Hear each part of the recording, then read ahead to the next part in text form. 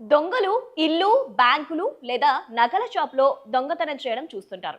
కానీ ఒక political party ఆఫీస్‌లో దొంగతనం చేసి వెళ్తూ ప్రేమలేఖ రాసి వెళ్ళడం ఎక్కడైనా చూసారా?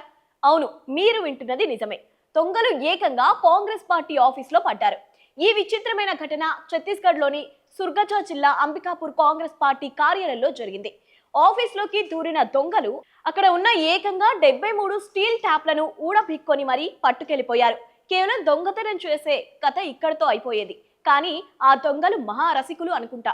వెళ్తూ ఆఫీస్ నేలపై ఉన్న దుమ్ము మీద పెద్ద అక్షరాలతో లవ్ యు అని రాసి వెళ్లారు. ఇది చూసి కాంగ్రెస్ నేతలే షాక్ తిన్నారు. దీనిపై స్పందించిన జిల్లా కాంగ్రెస్ అధ్యక్షుడు బాలకృష్ణ పటాక ఈ పని డ్రగ్స్ కి బానిసైన వారే చేసి ఉంటారని అనుమానం వ్యక్తం చేశారు. పైగా ఈ ఆఫీస్ లో చోరీ జరగడం ఇది మొదటిసారి కాదట, ఇది మూడోసారి. దీంతో రాష్ట్రంలో శాంతి భద్రతలు క్షీణించాయంటూ కాంగ్రెస్ ప్రభుత్వంపై విమర్శలు గుప్పించారు. ప్రస్తుతానికి కాంగ్రెస్ నేతల ఫిర్యాదుతో పోలీసులు రంగంలోకి దిగి ఆ ప్రేమ కల దొంగల కోసం వెతుకుతున్నారు.